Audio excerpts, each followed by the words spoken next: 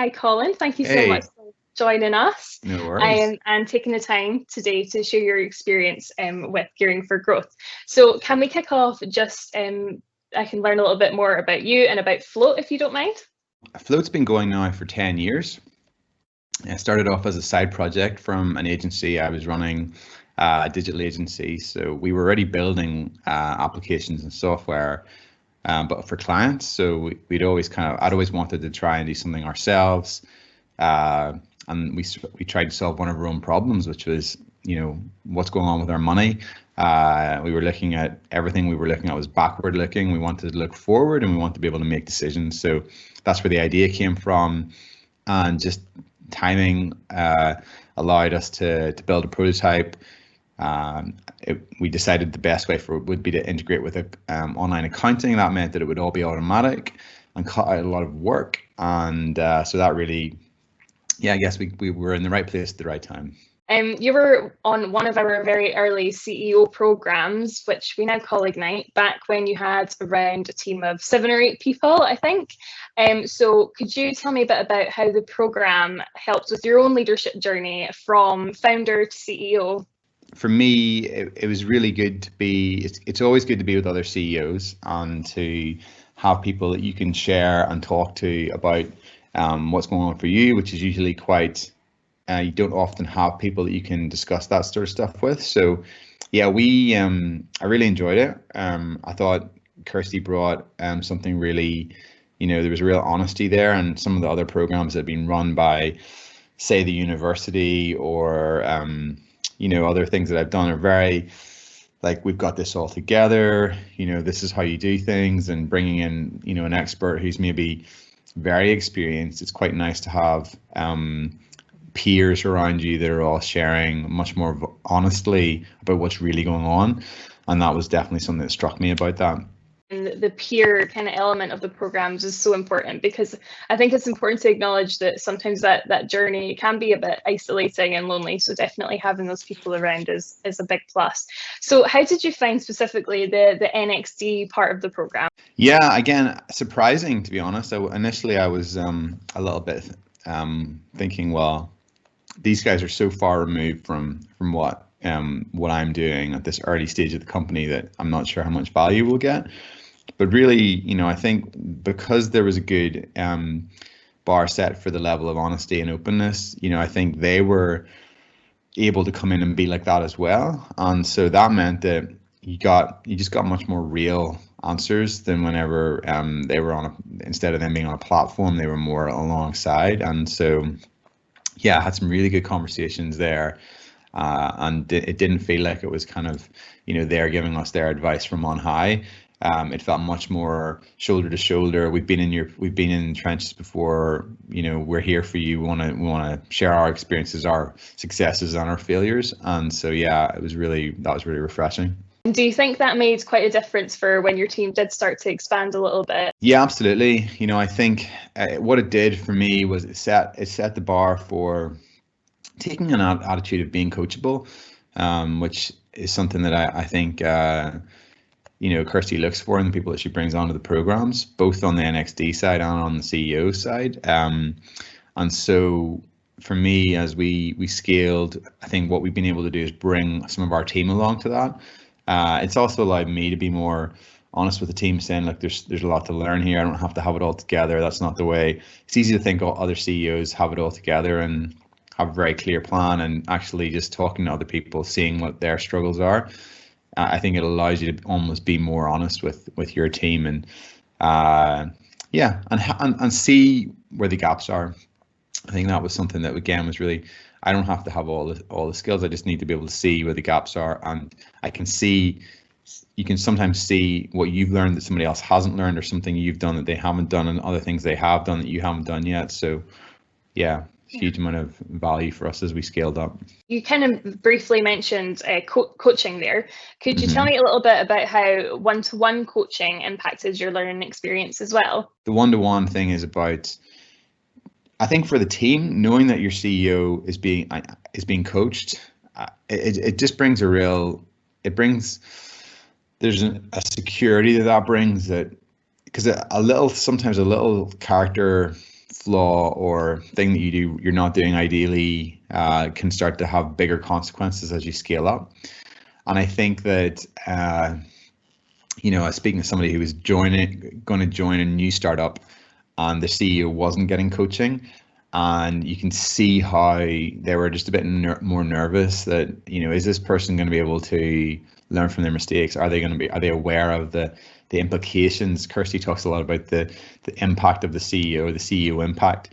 And I think I've learned a lot about, just blind spots that I wasn't aware of. So having the coaching, knowing that your team are able to feedback, and you're just able to get more feedback.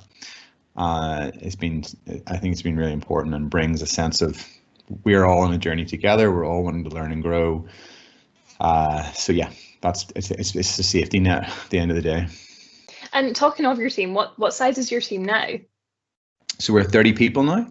Wow. And we've got 3 out in Australia, and a couple now remote in different parts of the UK. But yeah, we're just in that kind of.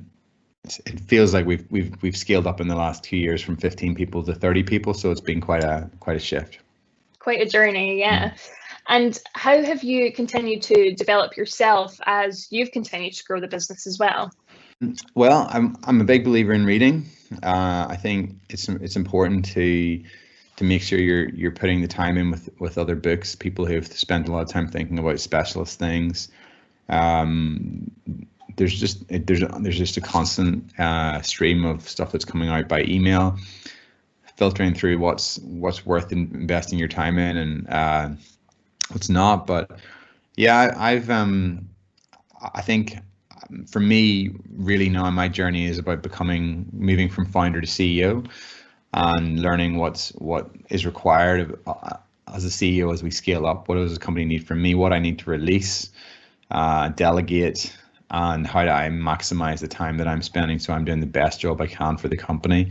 And that's difficult, because I think, in the early days, you're used to doing everything. You're used to being, you might have 20 things on your to-do list, and you can get through most of them if you work really hard and you get your head down. Then you can be spending time putting out fires. But actually, as you scale and as you hire people to take on those fires and fight those fires for you, it's more, you don't get the quick dopamine hits of those wins, and you have to actually carve out time and spend time just thinking and being strategic. And that's a big shift, because if you're used to getting those dopamine hits of I did 10 things today, versus actually I just spent the day thinking, and I might not feel like I got very far, but I put the work in. That's a big transition. So so I'm continuously getting coaching, trying to read, trying to go on events and programs, and talk to peers. Do you have any reading recommendations at all? What are you reading at the moment? Yeah, I just finished a new book by Ben Horowitz about culture, and I can't remember the title of it, but that was good. I think that was worth a read. Yeah, we are big believers in a guy called Patrick Lencioni, who's written a book called The Advantage. So that's kind of his books are constantly sitting on my desk. The Great CEO Within. So that's been a good one to dig into, and really kind of lots of practical advice in that.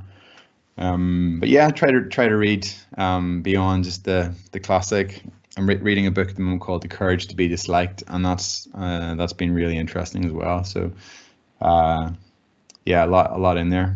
What would your top 3 tips for founders transitioning to a CEO and scaling their team be? Well, I do think you have to invest in yourself. So you have to think about where am I putting the effort into growing as an individual, and so even for me recently, just thinking like it's important for me to be on top of my health and my fitness. So I've started working with a personal trainer. Again, that wasn't an easy decision, because it's kind of like it feels extravagant, but I know with certain sports being cancelled and not being able to get out, I was like, I'm not doing enough physical exercise. I need to be physically fit to be the best version of myself. And and that's been something that's been really useful, having that accountability that a personal trainer brings. What